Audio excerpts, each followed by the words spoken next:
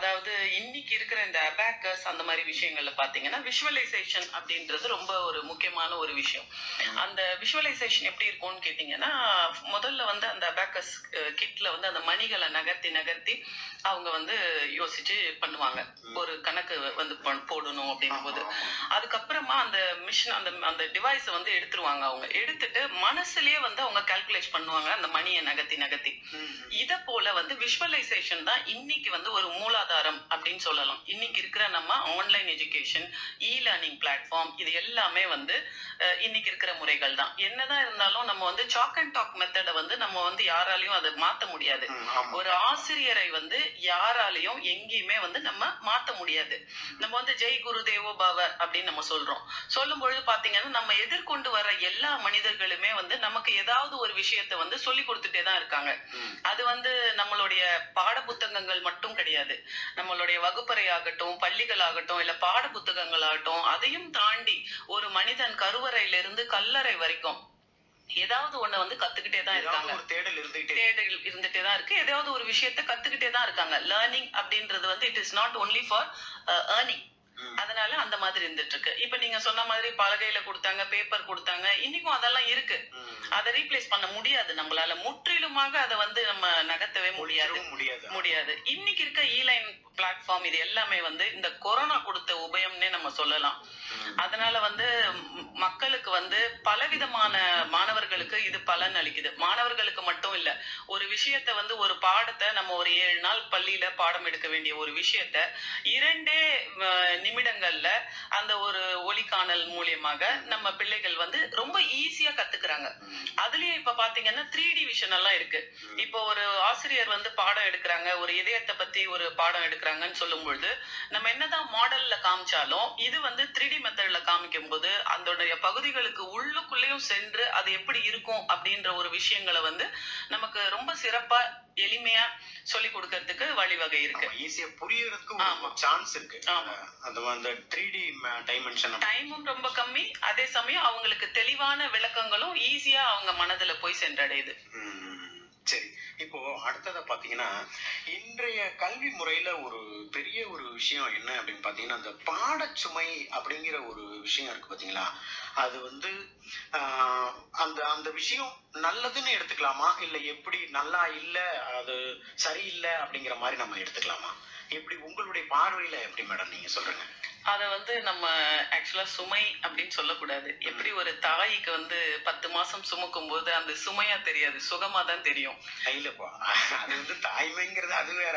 இருந்தாலும் நம்ம பசங்க ஸ்கூல்ல அந்த மூட்டை மாதிரி தூக்கிட்டு போறாங்க பாத்தீங்களா, அதை பார்க்கும்போது சில நேரங்கள்ல பரிதாபமா இருக்கு நமக்கே. நம்ம எல்லாம் இந்த மாதிரி எல்லாம் இல்லையேப்பா, ஏன் இப்ப இவ்வளவு தூரம் மூட்டை மாதிரி தூக்கிட்டு, அதுவும் பஸ்ஸுக்குள்ள அவங்க ஏறி பிடிச்சு அடம்பு, அதாவது அடிச்சு பிடிச்சு இடம் பிடிச்சு உள்ள போய் நுழையறதுக்குள்ள அந்த பஸ்குள்ள ஸ்டெப்ல ஏறும்போதே அந்த பை இடிக்குது அவங்களுக்கு. இது இந்த நடைமுறை எப்படி நீங்க எப்படி பாக்குறீங்க? இப்போ நாங்க நம்ம எல்லாம் படிக்கும் பொழுதும் கூட நமக்கு வந்து ஒரு பீரியட்ஸ் இருக்கும். ஒரு 45 மணி நிமிஷங்கள் வந்து ஒரு இது இருக்கும்.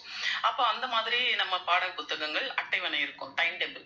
இந்த டைம் டேபிள்ல வந்து பாத்தீங்கன்னா இப்ப இருக்கிற ஸ்கூல்ஸ் எல்லாமே பாத்தீங்கன்னா 8 பீரியட்ஸ் இருக்கும், இல்லைன்னா 10 பீரியட்ஸ் இருக்கும். சோ அந்த மாதிரி தான் வரையறுத்திருக்காங்க. இப்போ வரையறுக்கும் பொழுது இது வந்து பள்ளிகள் தான் முழுக்க அதை கான்சென்ட்ரேட் பண்ண வேண்டியது வந்து பள்ளிகள் தான்.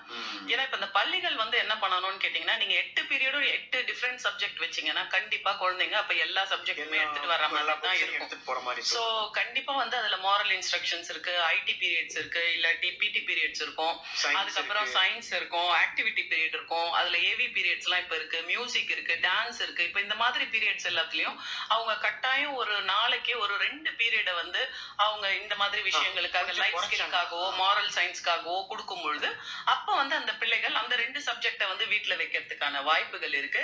இதுக்கு முன்னாடியே பாத்தீங்கன்னா நாங்க ஒரு 20 வருஷத்துக்கு முன்னாடியே வந்து பேப்பர் கான்செப்ட், அதாவது ஆக்டிவிட்டி பேஸ்ட் கான்செப்ட்னு சொல்லிட்டு லாக்கர் சிஸ்டம்னு கூட இப்ப நிறைய ஐபி ஸ்கூல்ஸ்ல எல்லாருமே வச்சிருக்காங்க.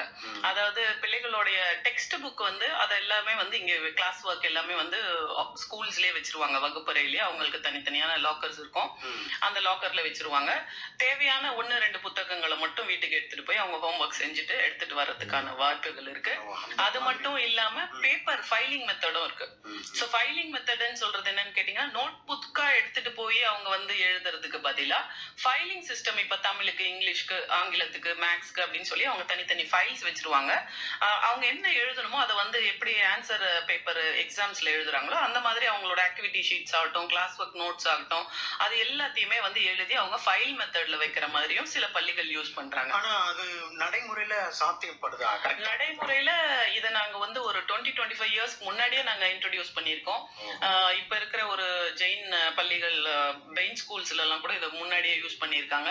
நாங்களும் நிறைய பள்ளிகள்ல யூஸ் பண்ணியிருக்கோம். நோ பேகேஜ், நோ ஹோம்ஒர்க்ஸ் அப்படின்ற மாதிரி.